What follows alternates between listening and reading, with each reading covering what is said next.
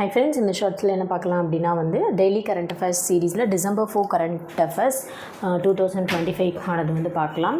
So first என்ன அப்படின்னா, who receive the best social worker award for differently abled.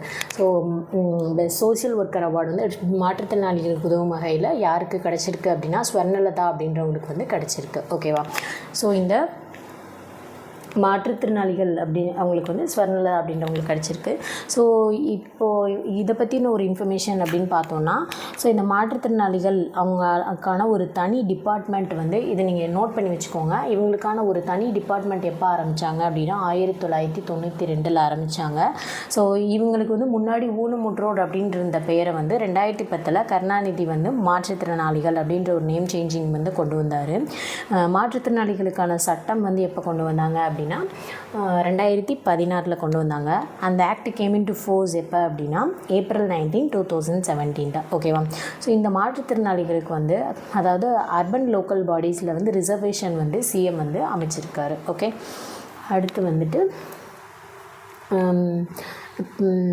where will be the International Seaweed Summit 2026 to be held? எங்கள் கடற்பாசி சர்வதேச கடற்பாசி submit எங்கே நடக்க போகுது அப்படின்னா கொச்சியில். ஓகேயா? அடுத்து சீ ஃபுட் காங்கிரஸ் எங்கே நடக்க போகுது அப்படின்னா 2026 சென்னையில் நடக்க போகுது. ஓகே, அடுத்து which is the first airport in India to get water positive status?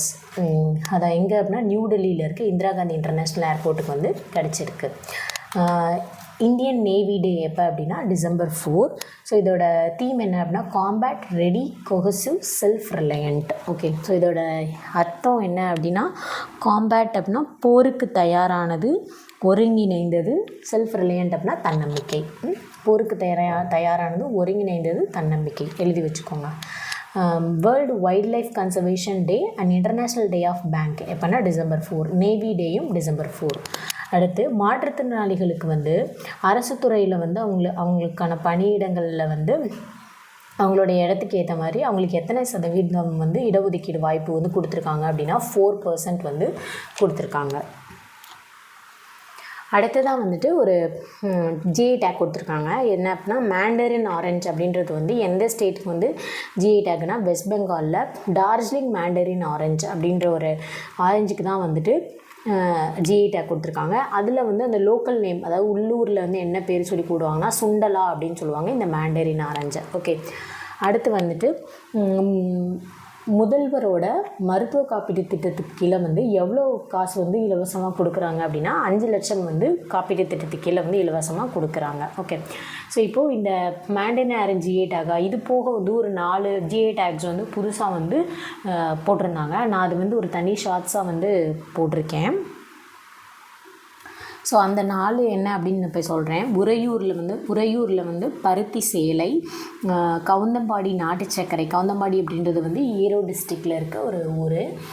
அதுக்கப்புறம் மாக்கல் பாத்திரம் நாமக்கல். அப்புறம் தூயமல்லி அரிசி, இது ஒரு ட்ரெடிஷ்னல் ரைஸ் வெரைட்டி, பாரம்பரியமான ஒரு அரிசி. அடுத்து அம்பாசமுத்திரம் சொப்பு ஜாமான்கள், இந்த உட்டன் டாய்ஸ் இருக்கு இல்லையா, அதுக்கு இப்போ இந்த ரீசெண்டாக இந்த 4க்கும் ஜிஐ டேக் நமக்கு கொடுத்துருக்காங்க. ஓகேவா? ஸோ மொத்தமாக தமிழ்நாடு, இது தமிழ்நாட்டில் இந்த 4 தமிழ்நாட்டில் மொத்த ஜிஐ டேக் எவ்வளோ இருக்குது அப்படின்னு பார்த்தோன்னா 74. ஸோ ஃபர்ஸ்ட்டு எந்த ஸ்டேட் இருக்குது அப்படின்னா உத்தரப்பிரதேஷ் தான் ஃபர்ஸ்ட்டு. இன்னும் நம்ம அவங்கள பீட் பண்ணி போகலை. ஓகேவா?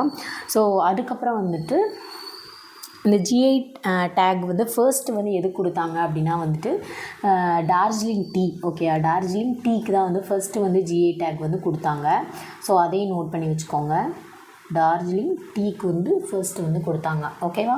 ஸோ இது ஜிஐ டேக் பற்றின ஒரு இன்ஃபர்மேஷன். ஓகே, ஸோ இப்போ ஏன்னா இதோட மேண்டரின் ஆரஞ்ச் ஜிஐ டேக் சொன்னதுனால இது நான் தனியாக ஒரு ஷார்ட்ஸ் போட்டிருந்தேன், அதை பாருங்கள். ஸோ அதனால் நான் இங்கே சொல்லலை, நான் ஓரலாக சொல்லியிருக்கேன். ஓகே, ஸோ இப்போ உங்களுக்கு ஒரு கொஷின். இப்போ 2025 ஔவையார் விருது யாருக்கு கிடைச்சது அப்படின்னு சொல்லி கமெண்ட் பண்ணுங்கள்.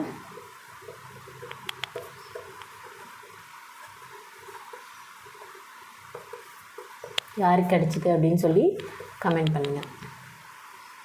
ஸோ அடுத்த ஒரு வீடியோவில் பார்க்கலாம். தேங்க்யூ.